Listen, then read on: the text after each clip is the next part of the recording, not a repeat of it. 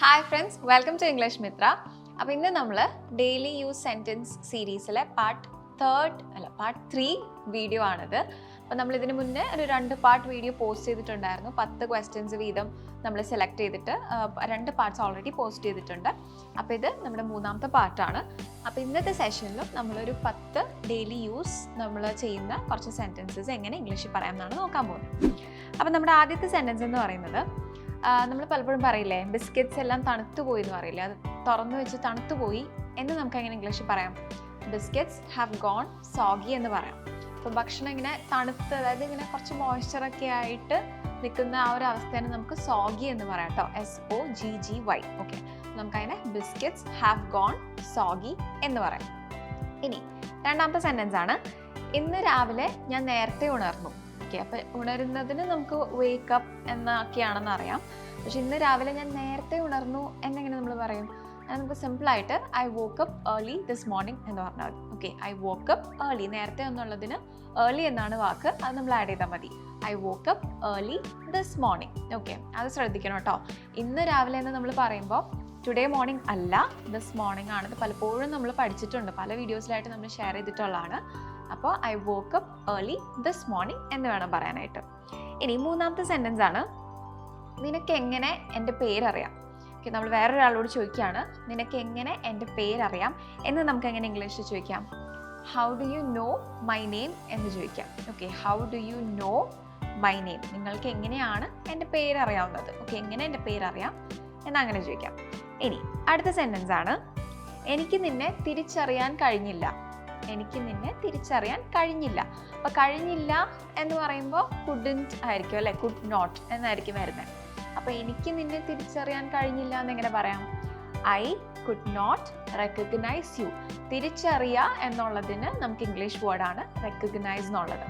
നമുക്കതിനെ സെൻറ്റൻസ് ആക്കി പറയുമ്പോൾ ഐ കുഡൻറ്റ് റെക്കഗ്നൈസ് യു എന്ന് പറയാം. കുഡൻറ്റ് എന്നുള്ളത് കുഡ് പ്ലസ് നോട്ട് ആണ് കേട്ടോ.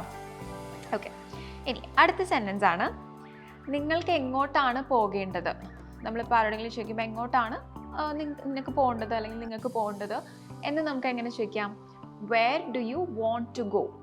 Where do you want to go എന്നാണ് നിങ്ങൾക്ക് എങ്ങോട്ടാണ് പോകേണ്ടത് എന്ന് നമ്മൾ ചോദിക്കുന്നത്.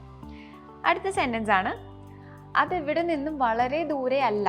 ഓക്കെ, ഇവിടെ നിന്നും വളരെ ദൂരെ അല്ല എന്നെങ്ങനെ നമ്മൾ പറയും? It is not a long way from here എന്ന് പറയാം. It is not a long way from here, ഇവിടെ നിന്ന്. It is not a long way from here എന്ന് പറയാം. ഇനി അടുത്ത സെൻറ്റൻസ് ആണ്, ഞാൻ മഴയിൽ പെട്ടു. അതായത് നമ്മൾ പെട്ടെന്ന് മഴയിൽ പെട്ടു, അതായത് നമുക്ക് ആ മഴയത്ത് നിന്ന് ഓടി മാറാനൊന്നും ചാൻസ് കിട്ടാതെ നമ്മളിങ്ങനെ സ്റ്റക്കായി പോവില്ലേ, അതിന് നമുക്ക് എങ്ങനെ ഇംഗ്ലീഷിൽ പറയാം? I got caught in the rain എന്ന് പറയാം കേട്ടോ. I got caught in the rain. G-O-T got and caught C-A-U-G-H-T. Okay, I got caught in the rain.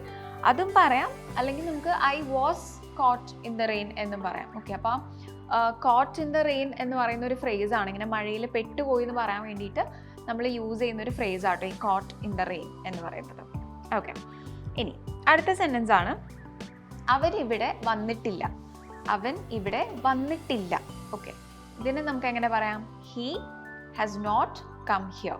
വന്നിട്ടില്ല എന്നാണല്ലേ പറയുന്നത്. അപ്പോൾ he has not come here അഥവാ ഹി ഹാസൻ കം ഹിയർ എന്ന് പറയാം. കം എന്ന് പറയുന്നത് V3 ഫോം ആട്ടോ, കം കെയിം കം. ഓക്കെ, അപ്പോൾ ഹി ഹാസൻ കം ഹിയർ എന്ന് പറയാം.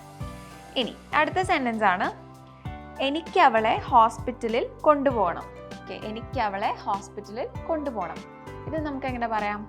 I should take her to the hospital എന്ന് പറയാം. I should take her to the hospital. പോകണം എന്നാണല്ലേ പറയുന്നത്. ഒരു ഉറപ്പായിട്ടുള്ള ചെയ്യണം, പോകണം എന്നൊക്കെ പറയാൻ നമ്മൾ should ആണ് യൂസ് ചെയ്യുന്നത്. അപ്പം നമുക്കതിനെ I should take her to the hospital എന്ന് പറയാം. ഇനി നമ്മുടെ ലാസ്റ്റ് സെൻറ്റൻസ് ആണ്, ഇത് എന്തിനു വേണ്ടിയുള്ളതാണ്? എന്തെങ്കിലും ഒരു സാധനം നമ്മൾ കാണുമ്പോൾ ഇത് എന്തിനു വേണ്ടിയിട്ടാണ് എന്ന് നമ്മൾ ചോദിക്കില്ലേ, ഇതിനെ നമുക്ക് എങ്ങനെ ചോദിക്കാം? സിമ്പിളാണ്, what is this for? Okay, what is this for എന്ന് ചോദിക്കാം. അപ്പം ഇതെല്ലാമാണ് ഇന്നത്തെ സെഷനിൽ നമ്മൾ പറയാൻ ഉദ്ദേശിച്ച 10 ഡെയിലി യൂസ് സെൻറ്റൻസസ്. അപ്പോൾ ഇത് നമ്മുടെ പാർട്ട് 3 വീഡിയോ ആണ്. ഇതുപോലെ നമ്മളൊരു പാർട്ട് 4 വീഡിയോയും ചെയ്യുന്നതായിരിക്കും. അപ്പോൾ ഇതിൽ നിങ്ങൾക്ക് എന്തെങ്കിലും ഡൗട്ട്സോ അല്ലെങ്കിൽ ഇനി നമ്മൾ ഇൻക്ലൂഡ് ചെയ്യേണ്ട ഏതെങ്കിലും സെൻറ്റൻസസ് വേണമെങ്കിൽ ഈ വീഡിയോൻ്റെ താഴെ കമൻറ്റ് ചെയ്യാവുന്നതാണ്. സോ അടുത്ത വീഡിയോ കാണുന്നത് വരെ it's Krishna Ramesh signing off from English Mithra. Thank you. English Mithra. Stop worrying, start learning.